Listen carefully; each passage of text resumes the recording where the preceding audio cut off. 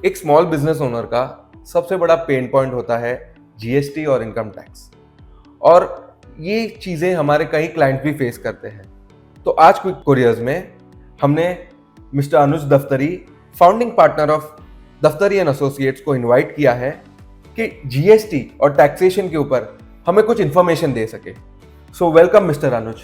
Happy to be here. So Anuj ji, एक small business owner जो चीज से सबसे ज्यादा डरता है वो है जीएसटी। और जीएसटी का स्टार्टिंग पॉइंट या जीएसटी को as a small business owner मुझे कैसे अप्रोच करना चाहिए, उसके बारे में थोड़ा आप हमको बताइए। देखिए, एक सिंपल चीज है, GST is there to stay, जाने वाला है नहीं। Okay. The faster you accept it the better. अभी जीएसटी के पहले there was always service tax, VAT. ऐसा तो है नहीं, सेनवैट था, मॉडवैट था, कस्टम्स था, कस्टम्स अभी भी है, मल्टीपल रेगुलेशंस। पहले ही समझो आपको 5 रेगुलेशंस देखने थे, अभी आप सिर्फ एक रेगुलेशन देखते हो। तो आप इसे सहूलियत की तरह देखो कि पहले आपको 5 चीज समझनी पड़ती थी, आपके 3-4 अलग अलग कंसल्टेंट थे। अभी तो आप एक लॉ समझो और आपका काम हो गया। आप स्टेट के अंदर बेच रहे हो तो एसजीएसटी लग जाता है, एसजीएसटी एंड सीजीएसटी। आप स्टेट के बाहर बेच रहे हो आईजीएसटी लग जाता है। डिपेंडिंग ऑन आप किस तरह के गुड्स बेच रहे हो, आपका जीएसटी रेट डिफाइंड है। काफी स्ट्रेट फॉरवर्ड है ये। इनफैक्ट आप सेल्स के साथ मैच कर लो आपका जीएसटी नंबर और इमीडिएटली भर देते हो। In fact it is so straight forward कि आप सर्विस लो, गुड्स लो, कुछ भी लो, आप जो परचेस कर रहे हो सारे का सारा क्रेडिट मिल जाता है। तो जीएसटी वैसे काफी स्ट्रेट फॉरवर्ड है। अकाउंटिंग ढंग से कर ली, सारी चीजें रिकॉर्ड कर ली तो पूरे का पूरा क्रेडिट मिल जाता है। जो सेल्स किया उस पर भरना है, सेट ऑफ हो जाता है। काफी सहूलियत वाला चीज है। ऑल्सो एक इंपॉर्टेंट चीज नोट करना जरूरी है कि if you are compliant in your GST filing, आपको लोन लेना, स्ट्रक्चर्ड लोन लेना बैंक से, फाइनेंशियल इंस्टीट्यूशन से काफी इजी हो जाता है। तो आपका कहना है कि जीएसटी से कोई डरने की जरूरत नहीं है, इसे सिर्फ अप्रोच आप कैसे करते हो उसके ऊपर डिपेंड है। बिल्कुल बिल्कुल। सो अगर आपकी अकाउंटिंग, आपकी सेल्स प्रोसेस, आपकी invoice booking process, purchase process streamline है तो GST is extremely straightforward. Anuj ji, business owners को अगर कोई department, GST department, income tax department से कोई नोटिस आती है अगर, तो उसे क्या स्टेप्स लेने चाहिए उस नोटिस को रिप्लाई करने की? पहली चीज, बिल्कुल डरने की जरूरत नहीं है। रूटीन काम भी हो सकता है। There may be multiple reason you might have received a notice. शायद आपका रिटर्न गलत गया हो या किसी और ने कुछ और फ्रॉड किया है, उसके कॉन्टेक्स्ट में आपको समझ दे रहा है। The first thing to do is actually read the notice. एक दूसरी कॉन्सेप्ट है कि जब भी आपको नोटिस मिलती है, वो नोटिस के एनवेलप पे at the point of receiving आपको डेट लिखनी होती है और साइन करनी होती है। वो आपको फिर फोटोग्राफ करके खुद के पास एक एविडेंस करके जमा करना होता है। Because under every law there is a requirement to serve minimum notice. आपको एक टाइम पीरियड मिनिमम देना पड़ता है उन्हें। इसको कहते हैं natural justice and giving you an opportunity of being heard. India के जितने भी कानून है या जितने भी अथॉरिटीज है, they are all covered by this, where आपको नेचुरल जस्टिस का हक है, माने आपको एक अपॉर्चुनिटी सुनवाई की दी जाती है। सुनवाई में आपको क्या करना है, आपको नोटिस पढ़ना है, जो जो क्वेश्चंस पूछे हैं उसके जवाब देने हैं। अगर आपको ये नोटिस समझ नहीं आती, आप अप्रोप्रिएट डिपार्टमेंट या जो भी कंसर्न्ड लॉ है उसके कंसल्टेंट के पास जाओ, एक रिस्पॉन्स बनाओ और फाइल करो। एक चीज बहुत जरूरी है कि रिस्पॉन्स डेफिनेटली देना चाहिए एंड इन टाइम देना चाहिए। द मोमेंट आप रिस्पॉन्स देने में चूके टाइमली, तो instantly x party order file हो जाता, रिलीज हो जाता है। और एक्स पार्टी ऑर्डर को लड़ना बाद में बहुत कठिन हो जाता है। तो जरूरी ये है कि आप रिस्पॉन्स दीजिए, टाइमली दीजिए, कोई टेंशन की बात नहीं है।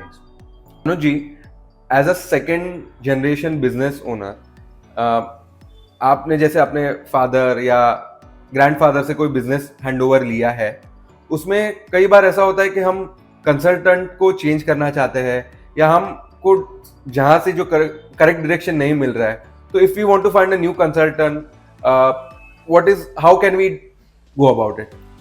See, if I were to go and search for a consultant for my business, मैं पहले चीज ये देखता हूँ कि वेदर द काउंटर पार्टी, मतलब जिसके पास मैं जा रहा हूँ, वो पहले कितने टाइम से बिजनेस में है, उसकी खुद की कैपेबिलिटी है या नहीं डिलीवर करने की, माने इंफ्रास्ट्रक्चर है कि नहीं उसके पास आपको सपोर्ट करने की।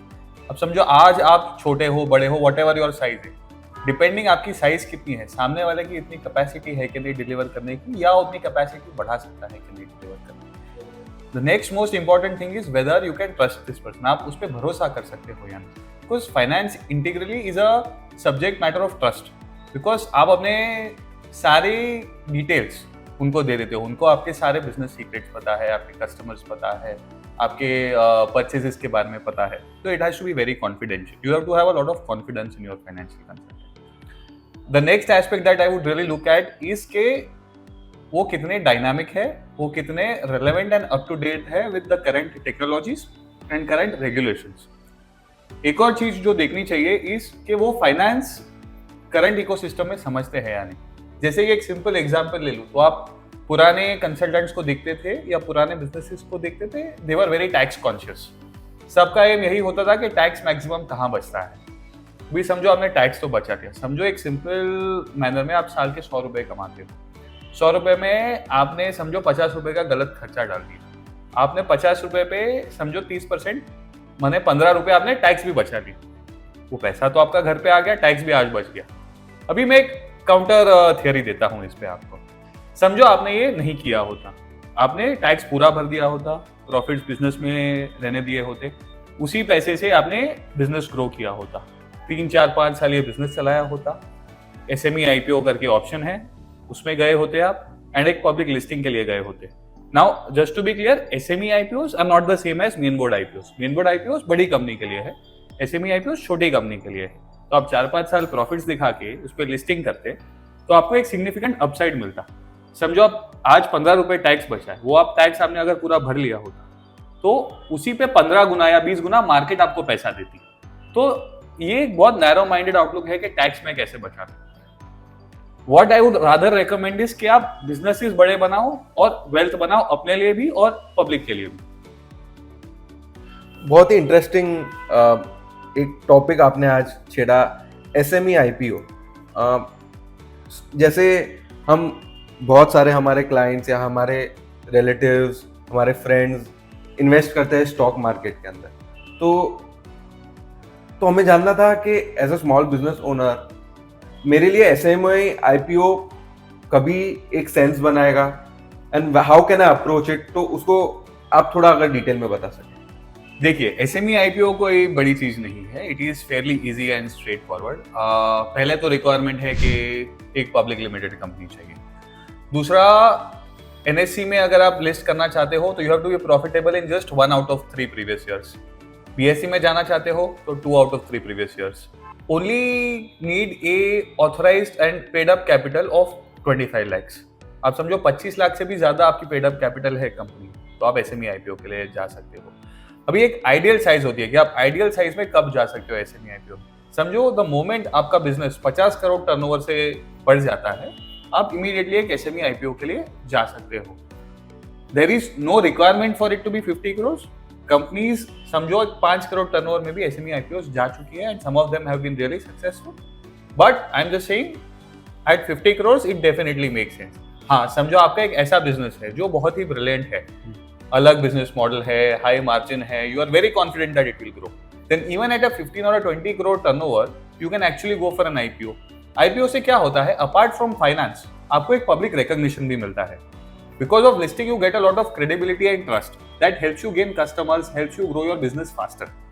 ओके, आप समझिए कि आप 1970s या 60s में अगर आपके पास एक प्राइवेट लिमिटेड कंपनी होती तो that would have given you a lot of recognition and trust from your vendors and also from your customers.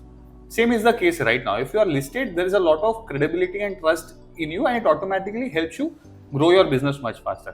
So एक हो गया फाइनेंस एंगल, एक हो गया credibility and trust angle. Also क्या होता है कि समझो आपका एक बिजनेस है that is very working capital intensive, उसमें कॉन्स्टेंटली आपको लोन की जरूरत पड़ती रहती है.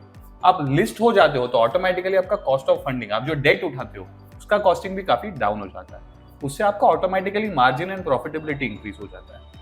Another critical and important aspect is the moment you go for an SME listing, आप समझो एक बिजनेस चला रहे हो as on date which is not listed. आप समझो आपके बाद बिजनेस का क्या. A lot of families actually face this problem कि नेक्स्ट जनरेशन बिजनेस में आ नहीं रहा या फिर बहुत सारे लोग आ गए हैं बिजनेस में. दोनों एक्सट्रीम से. दोनों केसेस में प्रॉब्लम है कि एक में बिजनेस शट डाउन हो जाता है और दूसरे में डिस्प्यूट्स होने लगते हैं control, management, ownership. The moment you go for N SME IPO आपके सक्सेशन प्लानिंग इश्यूज सॉल्व हो जाते हैं, एक आपका डिलिनेशन हो जाता है कंट्रोल एंड मैनेजमेंट में और आपका एक डी-रिस्किंग भी हो जाता है. एक सिग्निफिकेंट वेल्थ अनलॉक हो जाता है आपकी फैमिली के लिए भी एंड बिजनेस ग्रोथ के लिए भी फंड्स अनलॉक हो जाते हैं.